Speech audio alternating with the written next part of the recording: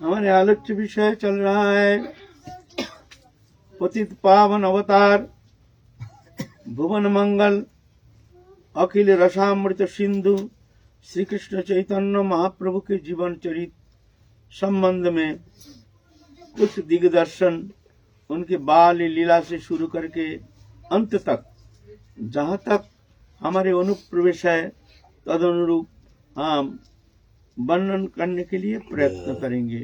पूर्व की इच्छा, क्योंकि ये लीला है दिव्य, ये माइक लीला और चिन्मय लीला दोनों कुछ मेल है, देखने में लगता है एक ही सा।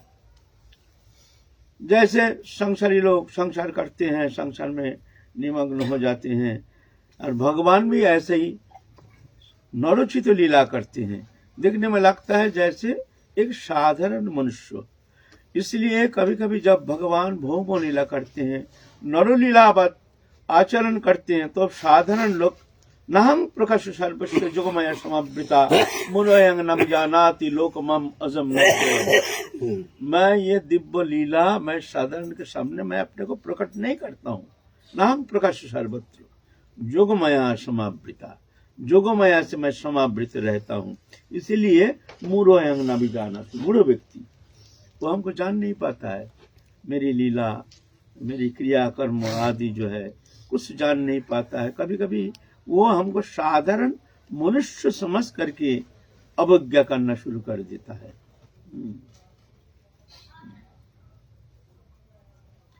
तो ये एकमात्र भगवत कृपा से ही अनुभव किया जा सकता है। दिखने में है नर लीलावत, मनुष्य लीलावत, लेकिन मनुष्य जैसे है नहीं। वो चिन्मय है, वो दिव्य है, वो मायातीत है, गुणातीत है, इंद्रियातीत है, लोकातीत है, अगम्य है। वो अनुभव साध्य कृपा साध्य, अनुभव वेद्य कृपा साध्य, अनुभव से जाना जा सकता है, और वो भगवत कृपा से ही वो अनुभव हो सकता है, नहीं तो साधन चेष्टा के द्वारा जाना नहीं जा सकता है भगवत लीला। अजय विषण अव्ययात्मा भूतनाम ईश्वर विषण प्रकृति समधिष्ठ संभवामि आत्म माया। मेरा जन्म नहीं, मैं अजन्मा हूँ, मैं अजोनि संभूता हूँ। समस्त भूतों के ईश्वर होते हुए भी मैं जोगमय को आश्रय करके ऐसे मनुष्य चीत, मनुष्य जैसे कर्म करते ऐसे मैं कर्म करता हूँ। जन्म लीला जन्म कर्म च में दिव्यम जो व्यक्ति तत्तो तत्सद्यं पुनर्जन्म नहीं अर्जुन। जन्म कर्म में मेरी जो लीला है दिव्य है, ये भक्त लोग जान जाते हैं।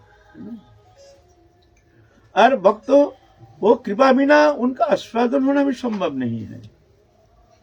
वो लीला आस्वादन करना साधारण के लिए असंभव है। देखते हैं महाप्रभु को, लेकिन एक जन देख करके एकदम गदगद चित्त हो जाते, अश्रुकंप पुलक श्वेत वैवर्ण अष्ट सात्विक विकार से विकारित हो रहे हैं, वही भगवान को देख करके, और एक जन उनको देख रहे हैं, उनका कोई फर्क नहीं। तो ये कैसे संभव? ये कृपा से ही। जैसे कृष्ण लीला में कृष्ण को देख करके सब बहुत सारे हैं, अघासुर बकासुर आदि जलते थे कृष्ण को देख करके, हैं? वही कृष्ण है। शिशुपाल आदि कृष्ण को देख करके जलते थे, है भगवान सच्चिदानंद विग्रह, लेकिन देख करके जलते थे साधारण मनुष्य ज्ञान करके। कारण वहां महामाया से ऐसे आवृत है, उनकी बुद्धि वृत्ति इस तरह से आवृत है, जो वहां वो चित्त सत्ता के किंचित मात्र अनुप्रवेश वहां संभव नहीं है, अनुभव संभव नहीं है। इसलिए वो साधारण मनुष्य देखते हैं। अघासुर के पेट के अंदर भगवान घुस गए। अघासुर मुंह फाड़ के बैठा है। जो कहीं गोप बालक लोग जब यहाँ से कृष्ण साहब यहाँ से जाएंगे, हम पट करके मुंह में भर के उनको निकाल देंगे। तो भगवान अघासुर के मुख में प्रवेश कर गया, तो क्या हुआ? क्या हुआ? कुछ कल्याण हुआ अघासुर का? अरे भगवान का दर्शन मिलता नहीं और अगासुर का पेट के अंदर भगवान स्वयं घुस गए, उसमें क्या होता है? प्रेम बिना सब फीका। चाहिए प्रेम। इसलिए हमारी साधना क्या है? हमारी साधना का तात्पर्य जो हमको भगवत दर्शन नहीं, भगवत प्राप्ति नहीं, हमारी साधना का तात्पर्य जो क्या है? क्या चाहिए हमको? हमारे प्रयोजन क्या है? हमारे प्रयोजन है प्रेम।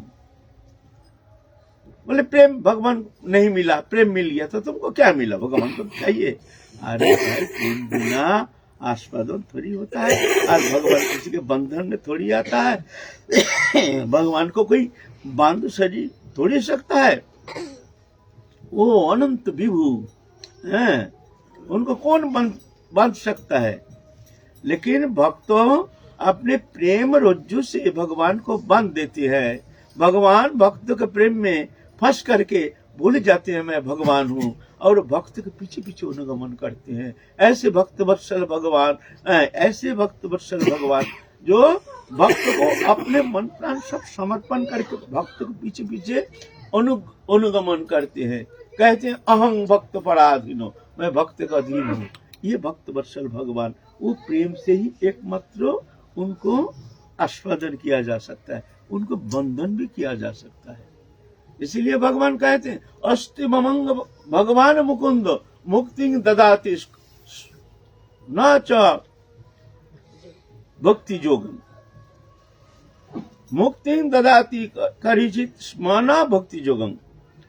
भगवान मुक्ति देने के लिए तैयार हैं, लेकिन ये भक्ति जोग देते नहीं, ये प्रेम देते नहीं। क्यों? भगवान कहते हैं देखो, प्रेम देने से हम फंस जाते हैं, भक्त हमको फंसा लेते हैं उनके प्रेम में। मैं इस तरह से फंस जाता हूँ, मैं अपना सब कुछ भूल जाता हूँ, और भक्त के पीछे पीछे मैं विवश होकर मैं अनुगमन करता हूँ। भक्त जैसे नाचाते हैं मैं ऐसे नाचता हूँ। क्या करूँ? ये भक्त वश्यता मेरा एक स्वभाव है, इसलिए मैं प्रेम तो देता नहीं हूँ उतना सहज। मुक्ति ले लो, मुक्ति देने के लिए हम तैयार हैं, भाई प्रेम मत मांगो हमसे। बहुत कठिन है। प्रेम चाहते हो तो बहुत परीक्षा देना पड़ेगा तुमको। भगवत दर्शन हो जाएगा साधन के द्वारा, जड़ चेतन ग्रंथि खुल जाएगा, संसार से मुक्त तुम हो जाओगे, 84 लाख जोनि से तो मुक्त हो जाओगे। लेकिन वो प्रेम, जिस प्रेम से भगवान बंध जाते हैं, जिस प्रेम के द्वारा भगवान के वो माधुर्य लीला आस्वादन किया जाता है, वो प्रेम बिना सब फीका। चाहिए प्रेम। इसीलिए हमारे महाप्रभु की जो उपासना पद्धति है, इसमें हमारे प्रयोजन क्या है? संबंध, अभिधेय, प्रयोजन, 3 है। पहले तो संबंध बोध होना चाहिए भजन करने के लिए। बिना संबंध हम किसका भजन करेंगे? भगवान है, भगवान ठीक है, कौन है? भगवान से हमारे संबंध क्या है? भगवान से हमारा नाता क्या है, रिश्ता क्या है? यही जानते नहीं, मालूम नहीं, भजन करो भजन करो। तो इसलिए पहले संबंध बोध को जगाओ। सहज सरल संबंध बोध क्या? सिर्फ जान लो जे भगवान से प्रियतम कुछ नहीं हो सकता है। सबसे प्रियतम अनंत कोटि ब्रह्मांड के जितना सुख समृद्धि सब अगर एकीभूत करके आपको प्रेजेंटेशन किया जाए, लो अनंत कोटि ब्रह्मांड के, अनंत कोटि विष्णुलोक के समस्त सुख संपत्ति मैं तुमको दे रहा हूं, ए लो। और एक तरफ हमारे ठाकुर जी है, उनके प्रेम बोलता है इसका कंपेयर किया नहीं जा सकता है। इतनी माने इसका क्या महिमा बताए। तो सबसे प्रियतम जान लो, संबंध माने सबसे प्रियतम अनंत कोटि ब्रह्मांड की जितना सुख समृद्धि सब अगर एकीभूत करके हमको दिया जाए, फिर भी भगवान से जो हमारे प्रेम संबंध है, उस संबंध से ये सब फीका पड़ जाएगा, ये बेकार है। और सबसे निकटतम, जितना निकटतम वस्तु पदार्थ है हमारे सामने, घर मकान दुकान रुपया पैसा, ये सब दूर है, बहुत दूर है। हमारे भीतर रमा हुआ है, हमसे, हमारे भीतर हमसे मिले हुए हैं। हमको जान नहीं है, हम जानते नहीं है, हम भूल गए हैं। ये भूल को मिटाओ। सबसे निकटतम, बाहर कहाँ अनुसंधान कर रहे हो? तुम्हारे भीतर वो बैठे हैं। सबसे प्रियतम, सबसे निकटतम, ये जान लो। तो इसलिए हमारे महाप्रभु की जो उपासना पद्धति है, इसका प्रयोजन क्या है ना, प्रयोजन है प्रेम, चाहिए प्रेम। जैसे मान लीजिए एक बछड़ा है, छोटा सा बछड़ा, वो बछड़ा को आप ले जाओ, गाय बछड़ा के पीछे पीछे भागती रहेगी, बछड़ा छोड़ के वो कहीं जाएगी नहीं। धिंगड़ा गाय उसको आप ले जा नहीं सकते कहीं, जो सिंह को पकड़ करके कान पकड़ के लेने का आपको मार देगा। तो क्या करना है, नहीं बछड़ा है ना, बछड़ा को आप ले जाइए, वो आपको पीछे पीछे हुंकार मरते मरते चलेगी। ऐसे भगवान भक्त के पीछे पीछे अनुगमन करते हैं। भगवान इस तरह से, जैसे गौ अपने बछड़े को पलक के लिए छोड़ना नहीं चाहती है, इस तरह से भगवान भी अपने भक्त को पलक के लिए छोड़ते नहीं है, छोड़ना नहीं, उस प्रेम में इस तरह से बंध जाते हैं। तो भगवान, उस भगवान को पाने के लिए ऐसे ही भक्त के पीछे पीछे तुम चलो, भक्त को पकड़ लोगे तो भगवान आ जाएंगे, भक्त को पकड़ लो तो भगवान आ जाएंगे, है ना। क्यों, भक्त वश भगवान। वही भगवान जो प्रेममय पुरुषोत्तम श्री कृष्ण चैतन्य महाप्रभु एक नरो लीला यहाँ प्रकटन कर रहे हैं, एक बाल लीला। अभी तक भगवान अभिवृत्त हुए हैं, लेकिन अपने को प्रकट नहीं की है। सब जानते हैं जो जगन्नाथ मिश्र के पुत्र जो निमाई पंडित, अद्भुत सुंदर देखने में है, अद्भुत उनकी विद्वत्ता, अल्प उम्र में ही एक बार सुन लेते हैं तो सब कंठस्थ हो जाता है। जो शिक्षा देते हैं टीचर, वो भी घबरा जाते हैं, इसको क्या सिखाऊं। सब सीख लेते हैं, सीख करके गुरु जी को ऐसे प्रश्न कर बैठते हैं जो गुरु जी को उत्तर देना मुश्किल पड़ जाता है। ऐसे तो हम लोग उनके बाल लीला संबंध में आलोचना करते आ रहे हैं। दो भाई थे, विश्वरूप संसार को अनित्य जान करके, दुखमय जान करके, विद्या का फल क्या है, विद्या का फल है भगवत चरण में प्रीति। सा विद्या तन्मति रही है, विद्या उसको कहते हैं जो विद्या भगवत चरण में मति उत्पन्न होती है, उसको कहते हैं विद्या, और सभा विद्या है। तो विद्या का फल है भगवत चरण में प्रीति। तो जान गए हैं, जान करके अल्प उम्र में 16-17 साल उम्र में संसार छोड़ के चले गए, बहुत दुखी हो गए जगन्नाथ मिश्र। तो अब जा करके निमाई उस समय छोटा था, 7-8 साल का था, पिता को बहुत समझाए, मैया को समय, माँ तुम लोग दुखी मत हो, माँ हम है ना, हम तुमको कभी कष्ट नहीं देंगे, तुमको दुखी होने नहीं देंगे, माँ मत रो मैया मत रो। इस तरह से बहुत सांत्वना प्रदान किए हैं। तब से भैया संन्यास लेके चले जाने के बाद, विश्वरूप संन्यास लेके चले जाने के बाद निमाई पंडित एकदम शांत हो गए, एकदम कहाँ उसकी चंचलता, सब भूल गए, विद्याभ्यास, और पिता माता की गोदी में बैठ करके पिता माता को अशेष विशेष शांति प्रदान करते हैं। है तो सच्चिदानंद घन तनु, उसके ऊपर पिता माता की गोदी में बैठ करके जब मीठी मीठी बोली बोलते हैं तो दुनिया सब भूल जाते हैं, न जाने कौन अतीन्द्रिय जगत में डूब जाते हैं। जगन्नाथ मिश्र, आहा ऐसे पुत्र हमारे। मन में भय हो गया, ये भी अगर विद्याभ्यास करते करते फिर जान लेगा जो संसार अनित्य है, एक मतलब भगवत चरण में भक्ति सार है, विद्या का फल है भगवत चरण में भक्ति, ये भी संसार छोड़ के चला जाएगा, तो क्या किया जाए। इतना अधिक पुत्र स्नेह, बोले सच्ची माता से आलोचना किया है कि ऐसा करो, बेटा का पढ़ाई छुड़ा दो, घर में रहे, नहीं तो ये जान जाएगा, पढ़ करके ये भी जान जाएगा तो संसार अनित्य है, भगवत चरण ही एकमात्र सार है, भगवत भजन ही जीवन का एकमात्र सार है।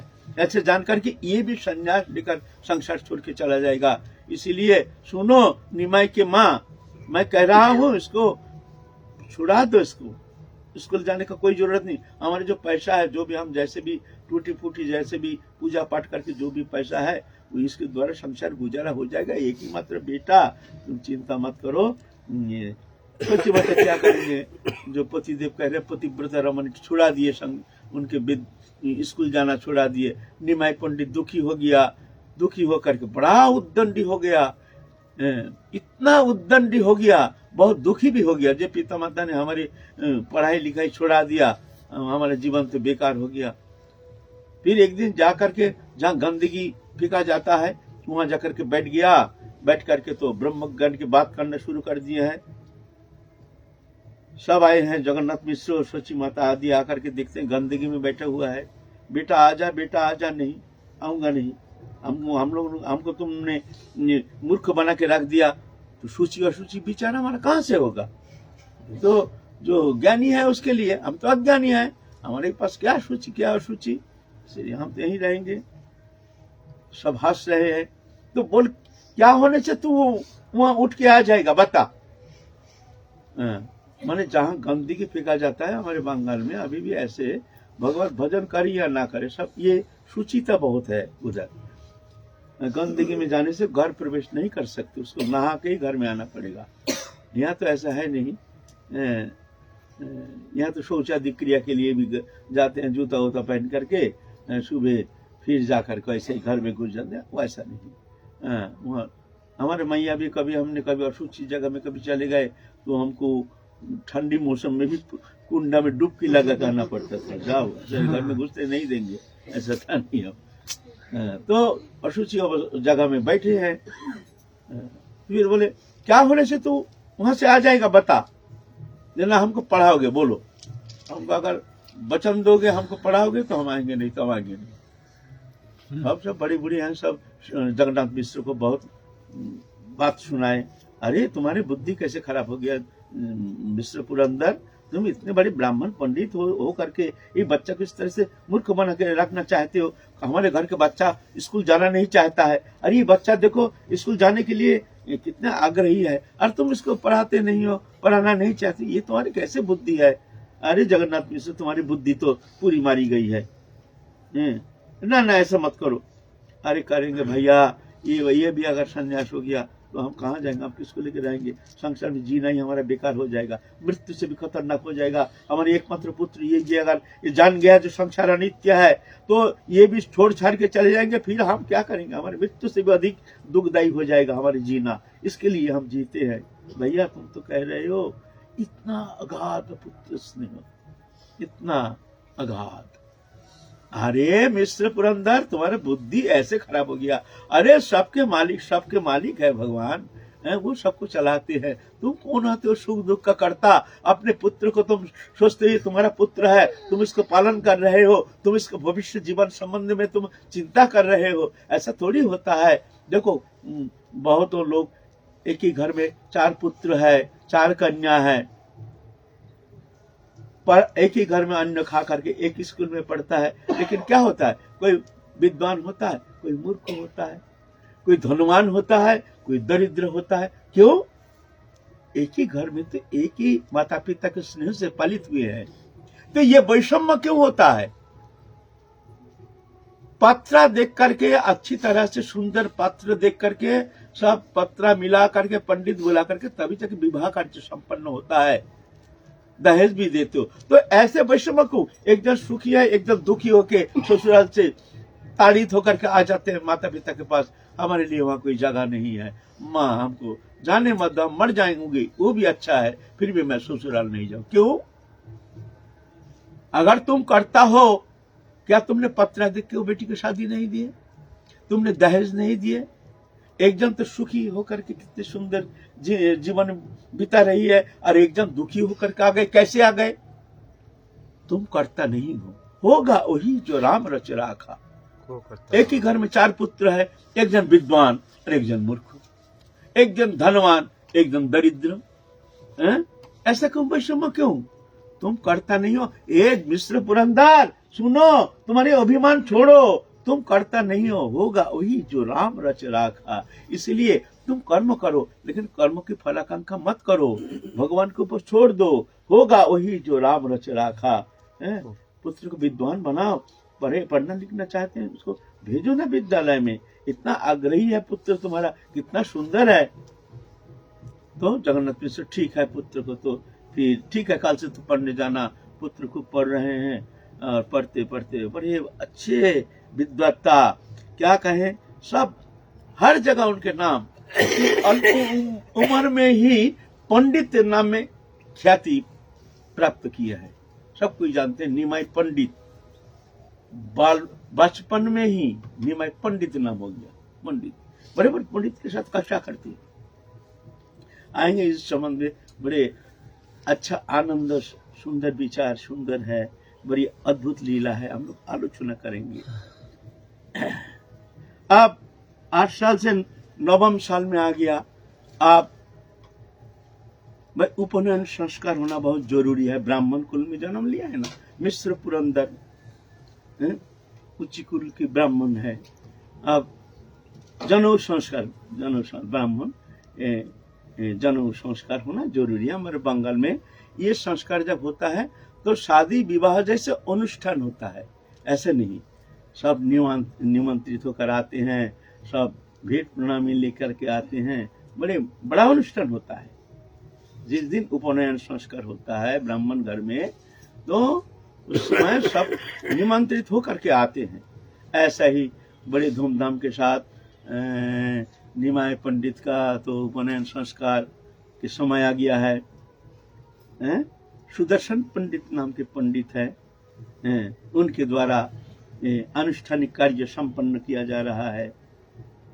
सब आए हैं दूर दूर से, अद्वैत गृहिणी सीता ठाकुरानी, अद्वैताचार्य आदि सब आए हैं, और सब श्रीवास पंडित आदि जो आए हैं, महाप्रभु के पार्षद सब आए हैं। बड़े आनंद में निमग्न है। महाप्रभु का मस्तक मुंडन किया गया है, मुंडित मस्तक इतना सुंदर देखने में लग रहा है, सबको एकदम बिल्कुल विभावित हो गए।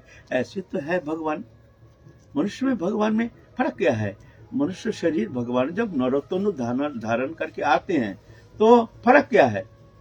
नहीं, उनमें कुछ विशेष गुण होता है।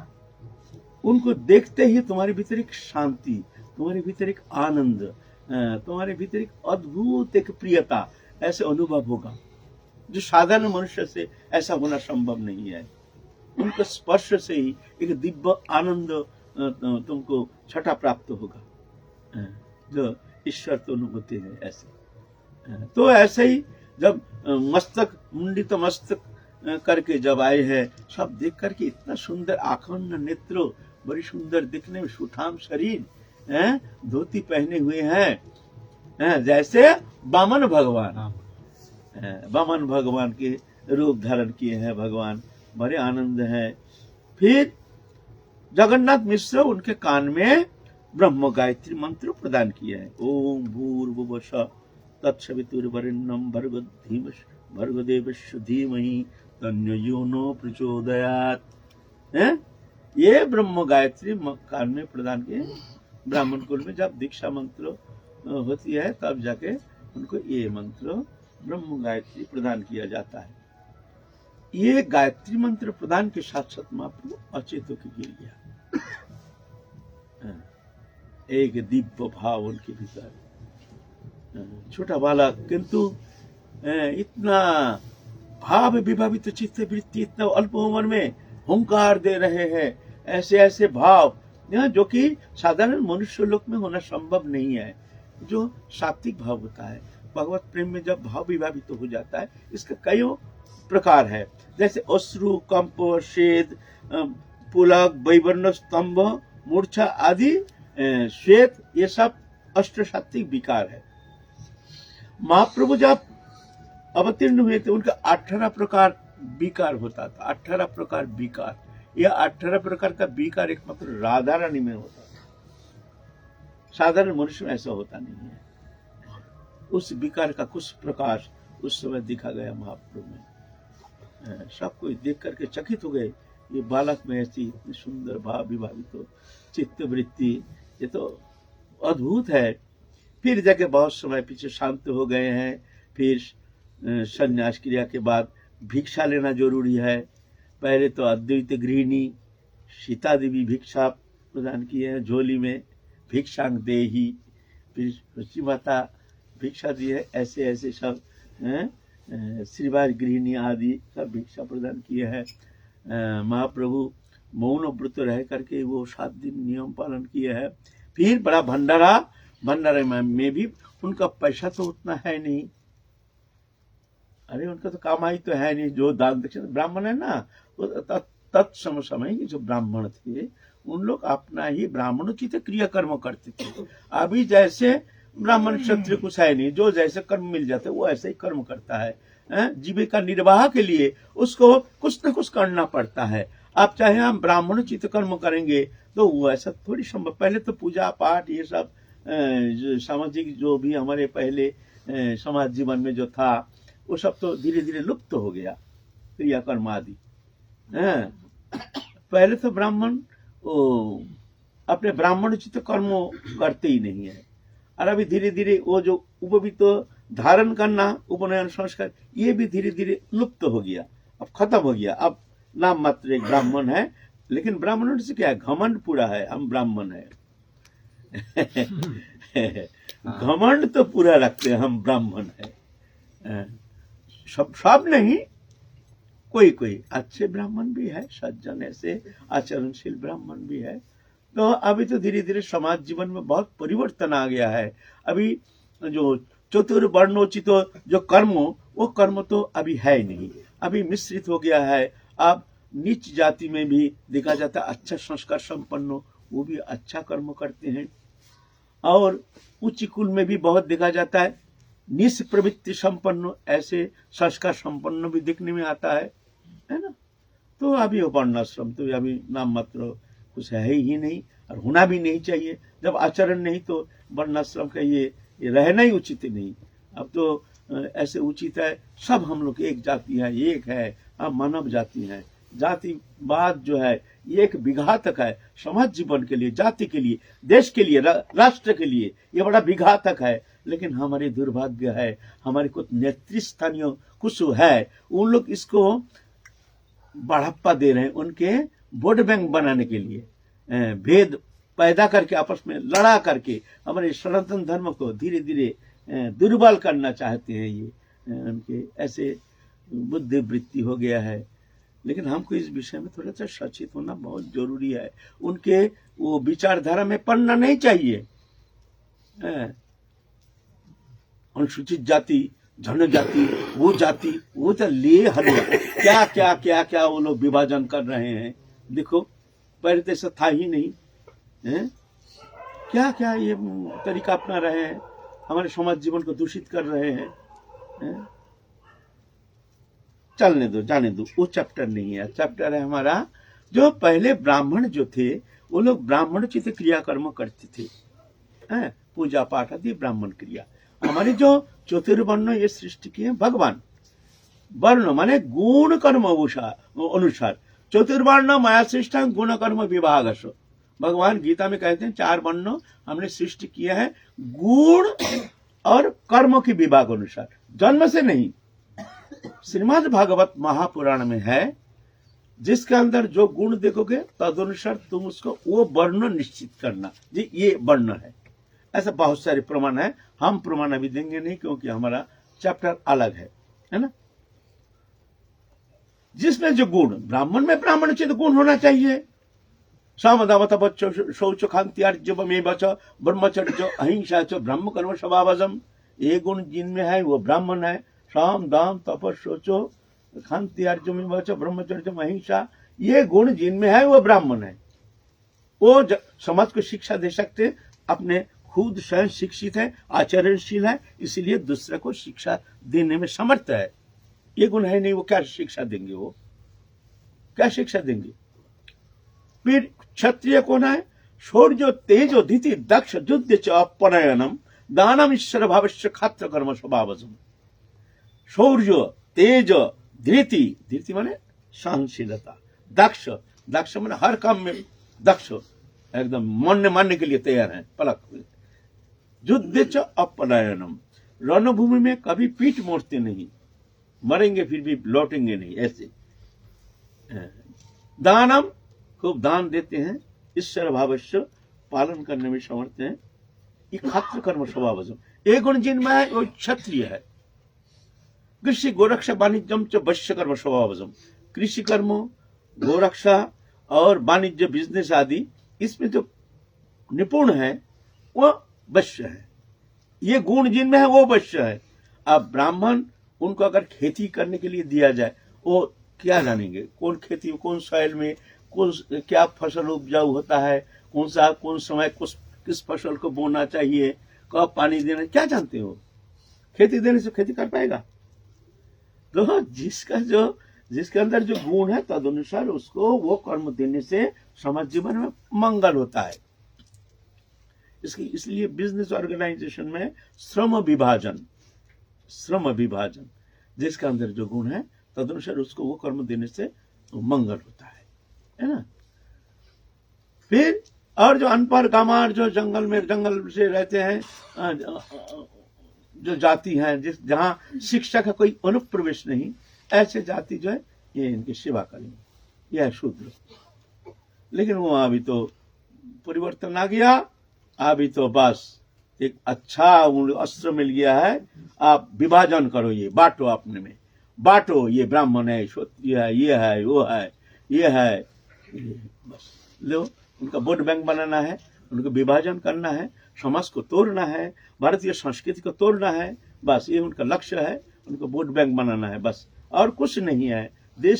देश समाज संस्कृति सभ्यता भारतीय संस्कृति इनसे उनका कोई लेना देना नहीं है, उनको बस एक ही है, कैसे भी हमको वोट बैंक बनाना है ना।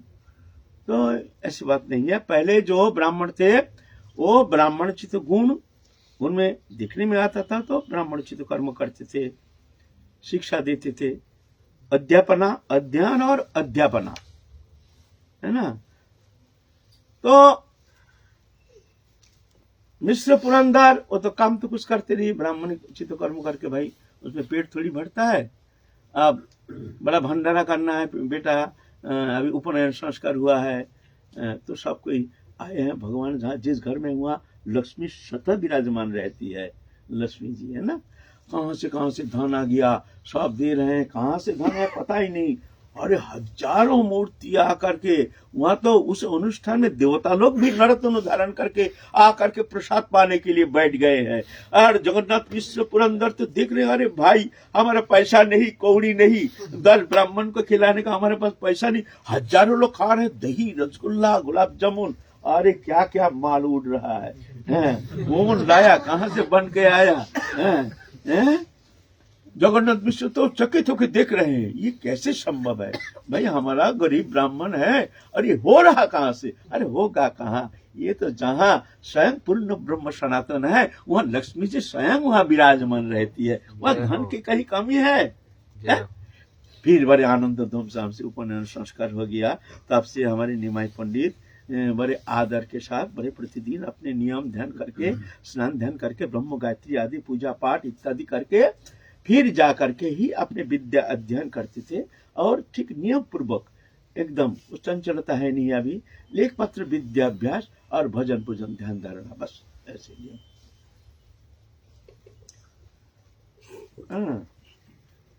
इस तरह से बड़े आनंद के साथ पुत्र के मुख दर्शन करके जगन्नाथ मिश्र बड़े प्रसन्न तृप्त हैं।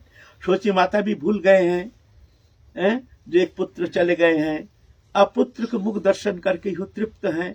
जिसके घर में स्वयं पूर्ण ब्रह्म सनातन अखंड अखिल रसामृत सिंधु भगवान सच्चिदानंद घन विग्रह जहाँ विराजमान है, वहाँ कहाँ दुख, कहाँ वो आनंद, वहाँ तो अखंड आनंद सिंधु प्रभाव माना हो करके वहाँ विराजमान है।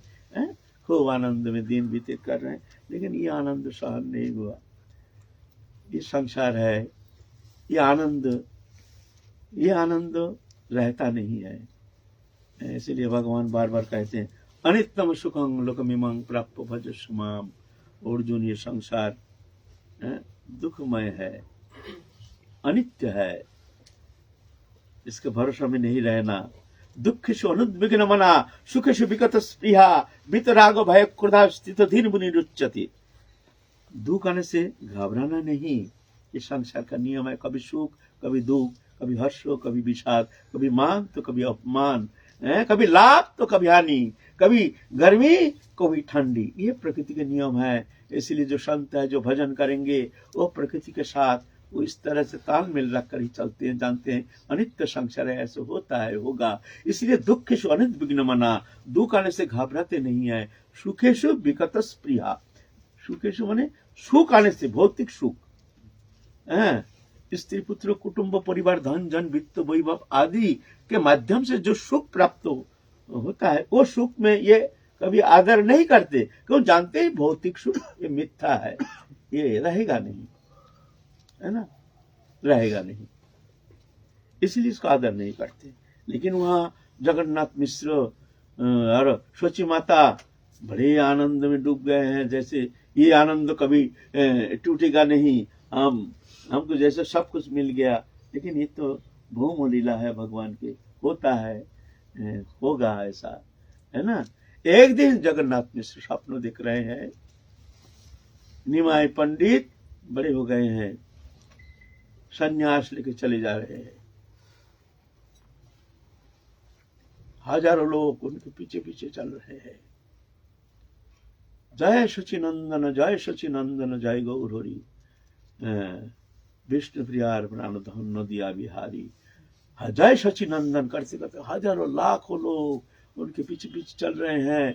और वो घुंघराली केस वो है नहीं, एक गौरीक बसंत पहने हुए है, संन्यास वो मूर्ति देख करके जगन्नाथ मिश्र स्वप्न में ही एकदम रोना शुरू कर दिए, स्वप्न में ही। ये क्या है, हमारे ये पुत्र भी संन्यास लेके संसार छोड़ के जा रहा है, अरे हम किसको लेकर के हम इस संसार में रहेंगे? इस पलक के लिए मुख दर्शन नहीं करने से जैसे प्राण वायु हमारे निकल गया है, इस तरह से हम अपने को विपन्न मानते हैं, जैसे हमारा सब कुछ खो गया है। वो अगर इस तरह से संन्यास लेके चला गया तो मैं कैसे जीऊंगा? यहाँ तो जीना हमारे लिए बड़ा कष्ट। स्वप्न में ही बड़े क्रंदन करके रोना शुरू किया है।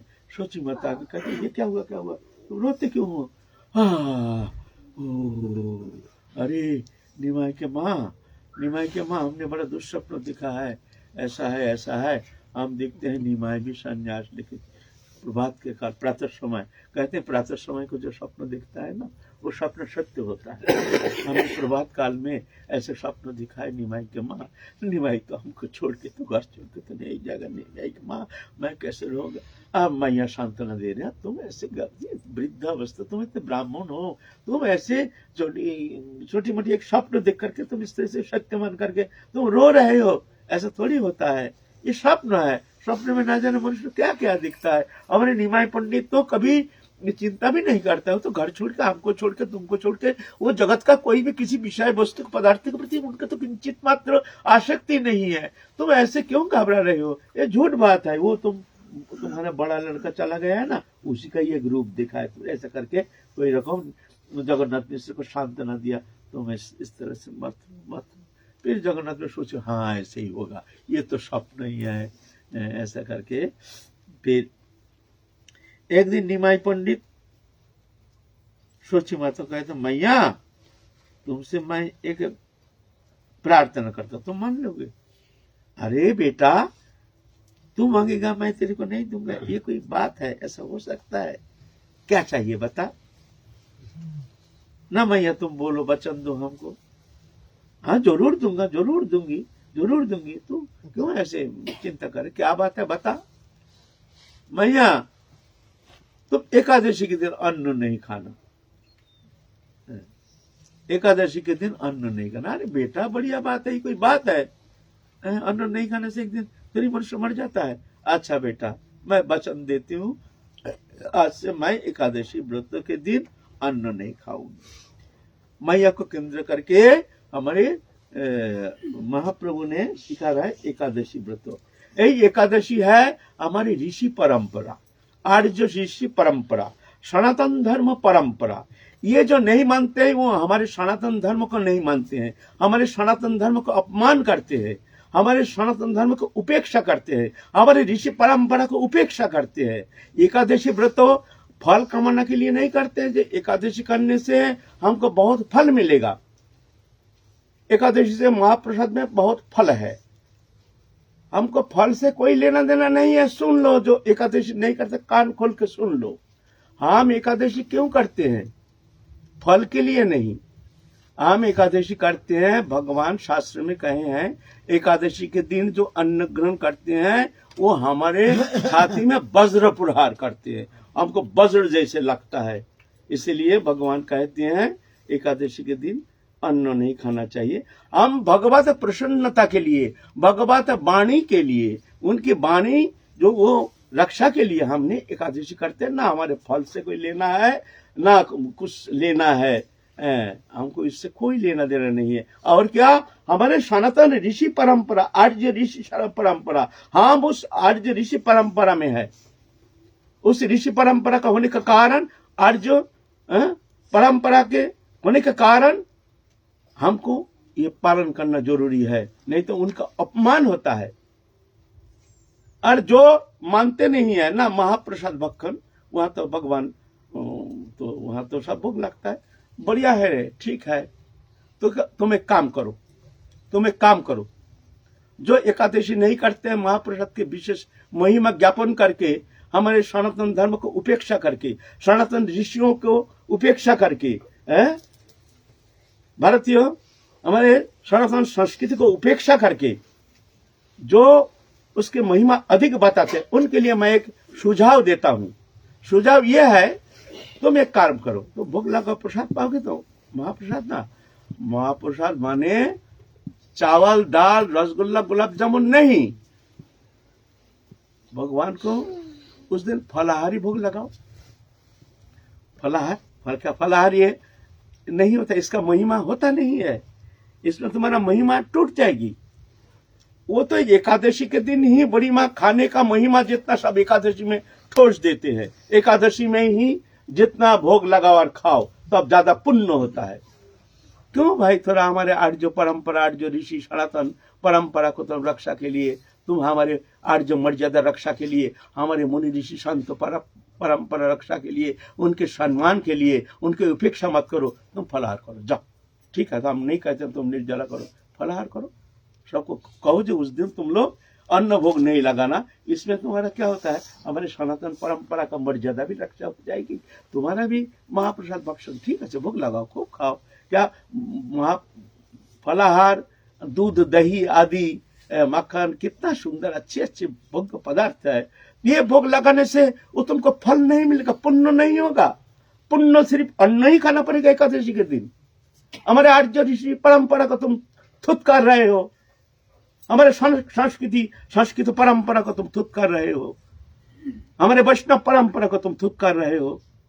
हम थोड़ी लड़ाई करते हैं तुमसे, लड़ाई हमारा क्या है, हम थोड़ी कहते हैं तुम क्या करते हो क्या नहीं करते हो।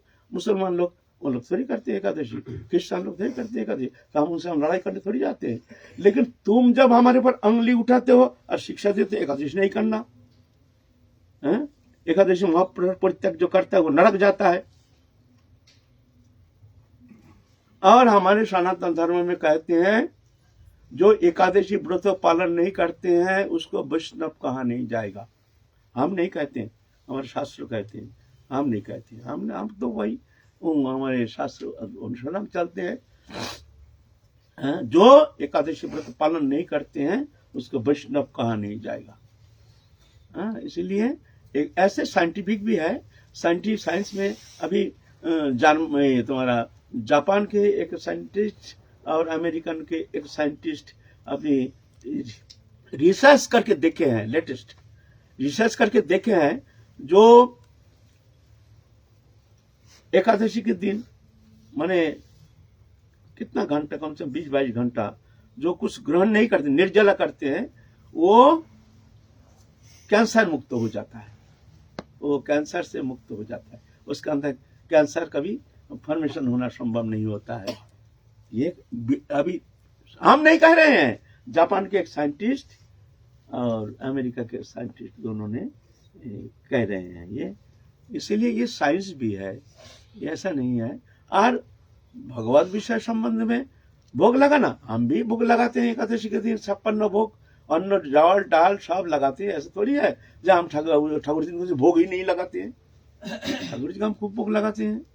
लेकिन एकादशी के दिन निर्जला करके फिर वही भोग जो है वो ठीक हम जाकर के द्वादशी के दिन प्रातः काल पारण करके हम उसको ग्रहण करते हैं बड़े आदर के साथ। ये है, ये हमारे पुण्य के लिए नहीं, ये हमारे भगवत मर्यादा, भगवान के आदेश पालन के लिए। भगवान कह रहे हैं एक तरफ महाप्रसाद भक्षण का महिमा, एक तरफ कह रहे हैं देखो मैं कह रहा हूं एकादशी के दिन अन्न जातीय वस्तु ग्रहण नहीं करना।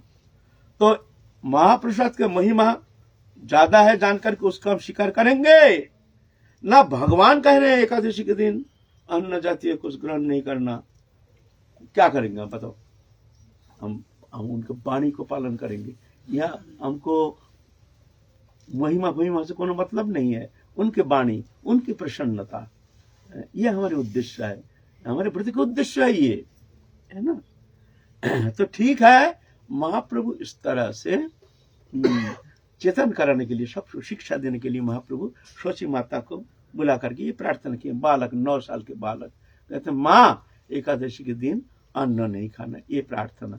शची माता कहते ठीक है बेटा कोई बात नहीं, मैं आज से बस मैं एकादशी व्रत पालन करूंगी, घर में सबको हम इस तरह से एकादशी व्रत इस तरह से पालन कराएंगे। तो महाप्रभु फिर आगे चलेंगे, 11:15 बज गया, फिर हम लोग काल चलेंगे महाप्रभु के साथ। देखो क्या लीला करते हैं, इस तरह से हम धीरे धीरे महाप्रभु अंतिम तक उनके दिव्य लीला, अद्भुत जीवन चरित्र संबंध में कुछ वाणी को पवित्र करने के लिए, हृदय को पवित्र करने के लिए, उनके भावना से भावित होने के लिए हम लोग उनके जीवन गाथा, अमृतमय जीवन गाथा हम लोग आलोचना करें।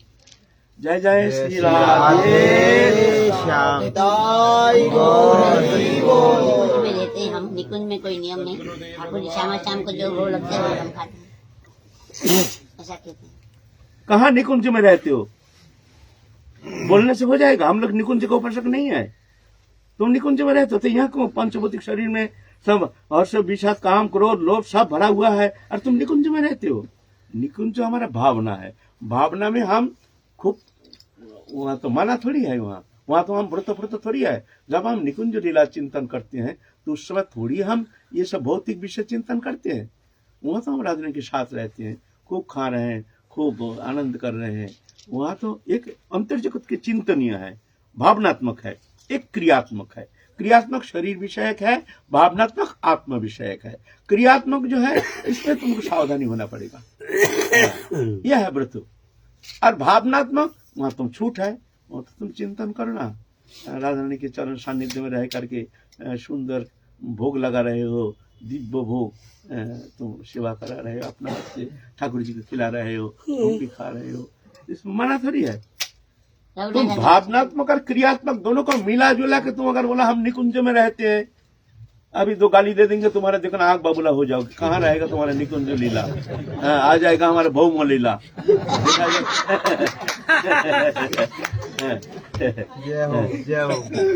आ जाएगा हमारा भौम लीला, देखना आग बाबूला हो जाएंगे, भौम लीला में आ जाएंगे। तो ऐसे नहीं है, एक क्रियात्मक शरीरधारी होने के कारण एक क्रियात्मक और भगवत चिंता, वहां तो तुम्हारी स्वाधीनता है। वहां तुम भावनात्मक खूब भोग लगाओ, एकादशी के दिन खूब आनंद करो, इसमें मना थोड़ी है। रघुनाथ दास गोस्वामी खीर का उल्टी किया, मट्ठा पी के खीर का उल्टी किया, लीला में पी गया।